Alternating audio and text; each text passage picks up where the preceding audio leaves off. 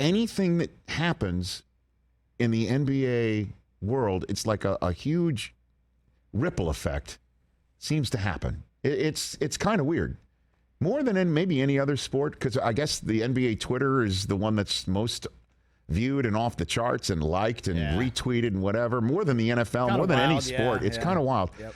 So prior to the draft lottery, Woj, who's one of the most respected voices in the NBA media world, was calling Wembanyama over and over again maybe the greatest prospect in the history of team sports. I mean, he's very talented. And we are seeing stuff, and reels on Instagram and shorts on YouTube and whatever you're watching, TikToks. Fellow youths that watching TikToks. Hey. And so you're seeing stuff that you just don't see, like follow-up slam dunks of a missed three of your own shooting. Like that sort of stuff. Yeah, in between the legs dribbling. I mean, there have been a lot of pantsed Parisians we have seen from the hardwood in France, okay? And so there's a lot of hype. And, of course, when Giannis is playing the way that he has been playing and somebody kind of has a similar build and features, you're putting two to two together and saying in this day and age where Jokic is shooting threes and Embiid shooting threes. Kevin Durant. Right. Yeah. Then this kid's built for it.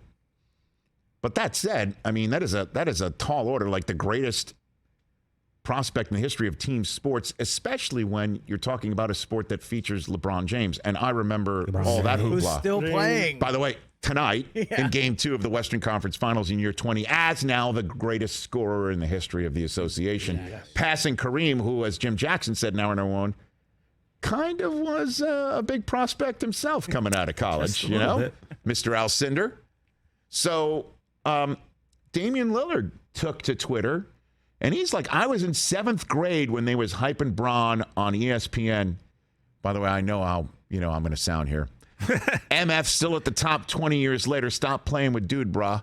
Is that? I knew it. Right. It's getting out of pocket, which, by the way, I thought was spelled with 2 T's, outa. I don't know. But look, and I think some people, certainly on my Twitter feed, was saying, like, is he saying it's out of pocket that still people want to play with LeBron?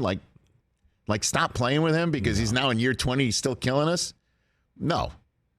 I understood he's basically saying, look, it's out of pocket to call this kid from France, age 19, a better prospect than LeBron James was. Mm-hmm. And, we talked about it with Jim Jackson in hour. We talked about it with Jim. We talked about it with Jim. We literally talked about it with Jim. With a Jim in Hour Number 1 with Jim Jackson. He's so stupid. That Wembanyama is going to face some people trying to teach him what's what. And he said Pop will be one of them, too, to really put him through the ringer. Oh, yeah. But, it's just fascinating to me how a lot of folks are like, hey, wait a minute, hold on. Don't forget about LeBron. And then when Shaq came on the show yesterday and Susie asked him his thoughts on Wembanyama, he wound up talking about the kid, an interesting comp for him. And then the current MVP got some smoke, too, from Shaq. Give a listen. Guys are not playing down low anymore. Guys are not playing physical anymore. They're switching 1 through 5. He's a pick and pop guy. He can shoot pretty good, and he's tall. He's like a 7'4" Kevin Durant. So I think he can acclimate very, very quickly. And he's with the master. Like having a kid like that go to the system.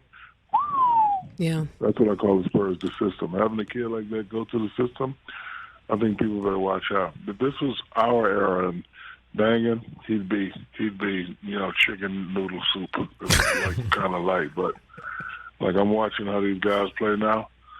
Especially like Joel Embiid. You're 6'11", you're not posting up, you're shooting jumpers, and then you got the nerve to say me and James can't do it by himself. Yeah, because get your big ass down in the paint. If you get your big ass down in the paint, you can do it by yourself. But that's not how people play anymore. So this kid will be fine, and I wish him well. So I wonder, how did you take that one yesterday, TJ? When all of a sudden Embiid got pulled into the equation about how Wembanyama is going to play well because there's people like Embiid not playing like Shaq used to. I'll let Brockman answer that for me because he can tell you how I feel about that. TJ hates anytime Embiid steps outside of the paint. But the way the game's played now, look at Jokic. Jokic was shooting threes. Jokic pulls everybody outside the paint. He also, when the time is necessary, he plants himself down low and uses that big body. Like, if Joe did that, if he just stopped going out 20 feet from the bucket, the dude would average 40 a game.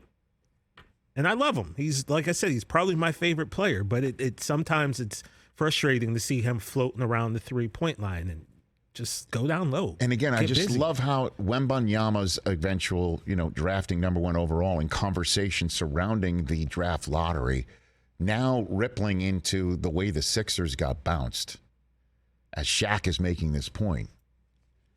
I love it. The NBA is just dishing, man. I mean, it's a lot game. of dishing, but by that I mean, talking. I mean, did you see again what Barkley had to say about Ja Morant last night? I mean, that was serious and that was significant. Everybody should seek that out, but not to change complete gears here. But the conversation about Wembanyama is, hey, he would be devoured if this was a down low game. And he also pointed out, though, that the Sixers might still be playing if Embiid went down low, and I thought of you. I mean, that's the implication. Because that's what you were saying. That's what you were saying last 4 minutes of a game in Game 6 that was so crucial, and obviously Game 7 got out of hand quickly. Like, one way to do it is to go half court and say, okay, Time Lord, that's Embiid posting you up. Try and stop him. Guess what? Hey, Al Nobody Horford, can. that's him coming down on the blocks, and But then you're seeing, and I thought to myself, as I'm watching Anthony Davis go 40-10, first Laker to do that in a playoff game since freaking Kobe.